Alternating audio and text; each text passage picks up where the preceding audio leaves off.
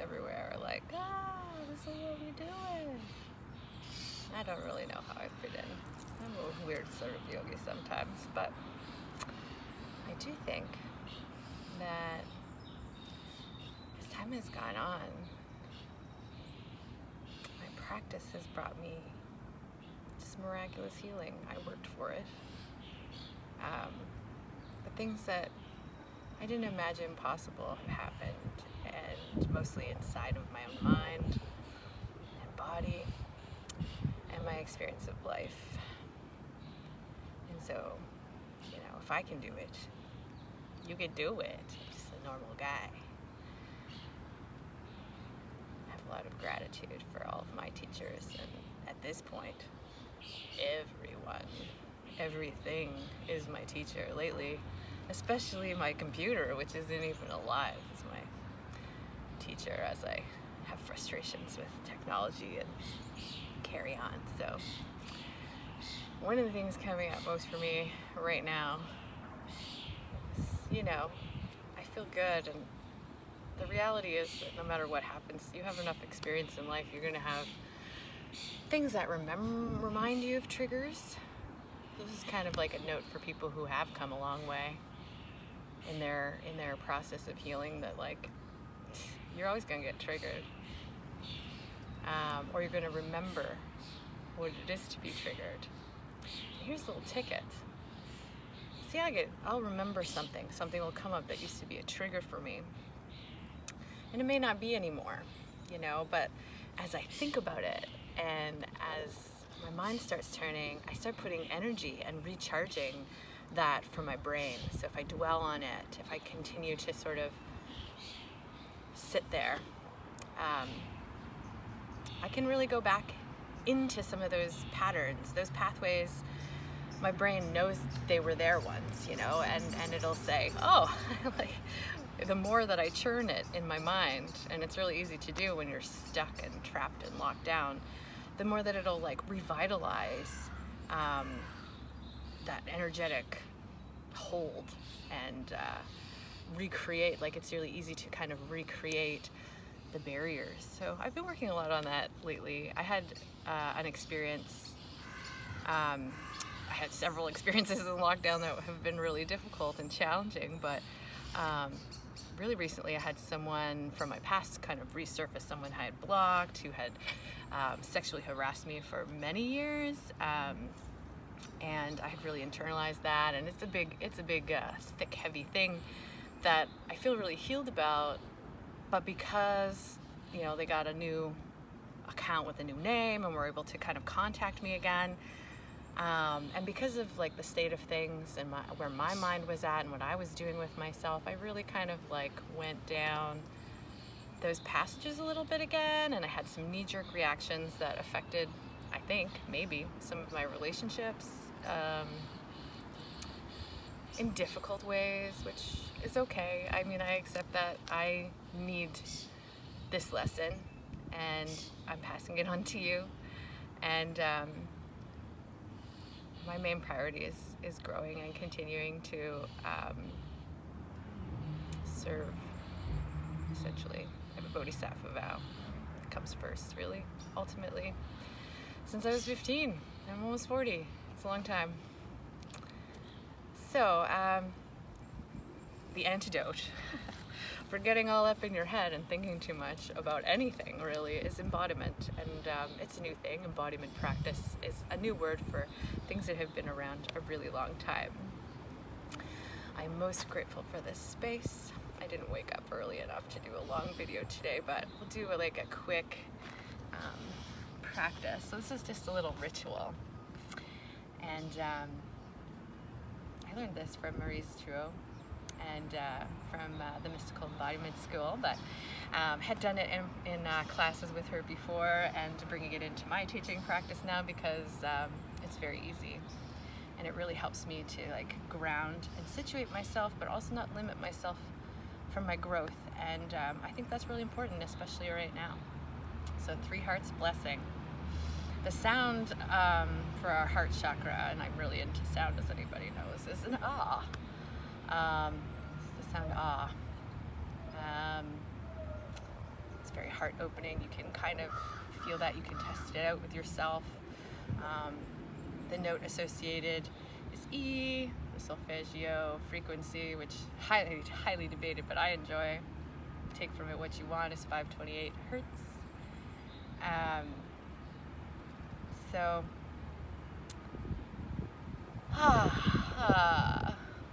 you know, I could feel it. I could feel it as soon as I do it. I could feel just an opening.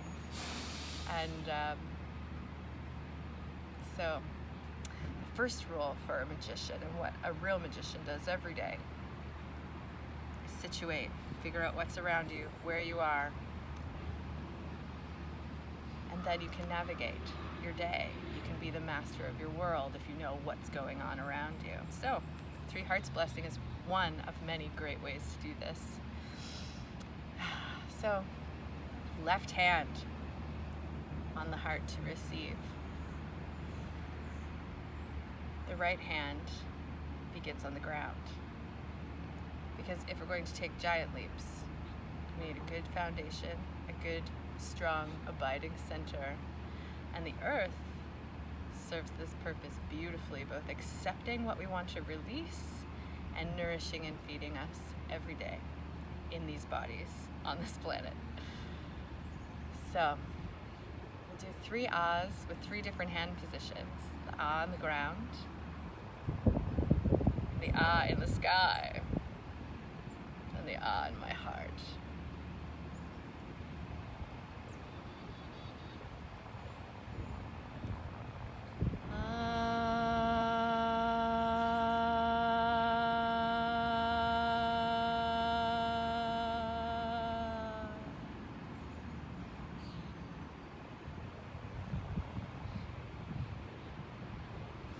Feeling the ground. Receiving from the ground. It's beautiful support. Feeling the ground under my bottom, on my feet.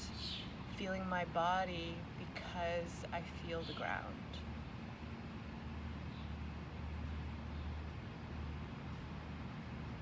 And then turning to what else is there. What else am I? I'm more than a body. You can't say you're not more than a body. Come on.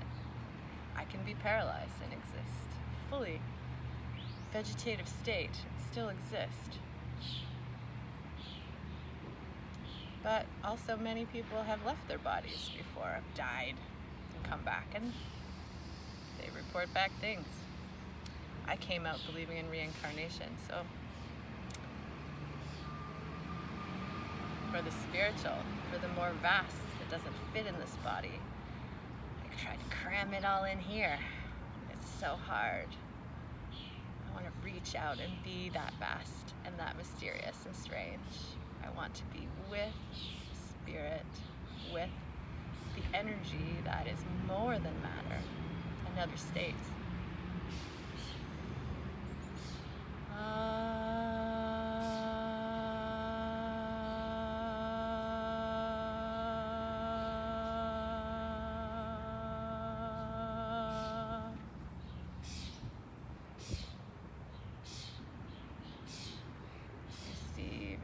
From the heavens, from the universe, from all the planets, every living thing on this planet ever looked at.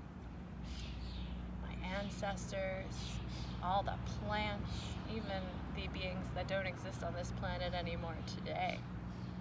We are unified in what we have gazed upon in these symbols, but we are also unified in knowing that there is more beyond us. Thankfully. Sometimes I'm very limited by my own self and my heart. Because although we're all connected, we also have our own little vibration in there that makes part of the grand symphony, of course.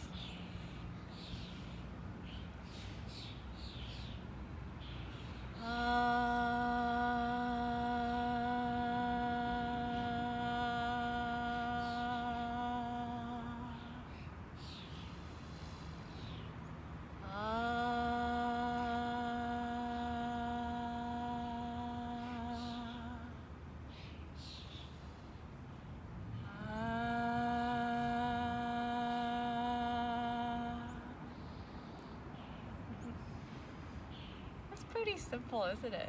It's not that complicated or like fancy Sanskrit. But it feels good. And I like to feel good. I think maybe you might too. Life is suffering. Life, incarnate, material life, mortal coil, they say. But we are not mortal. Not really. I mean, yeah, we're in these bodies and these bodies die, but a lot of us believe there's more, and I feel like there's many different possibilities from different people, and we maybe even co-create them for our futures, Pick your adventure. But it took me a while to get there, and a lot of practice. Isn't that life? Thanks for watching, and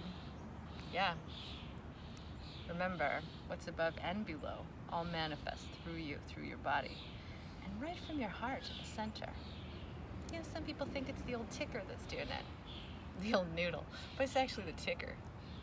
It's the machine that runs everything, and it has the highest potential to collect energy and power in your whole body, your heart chakra.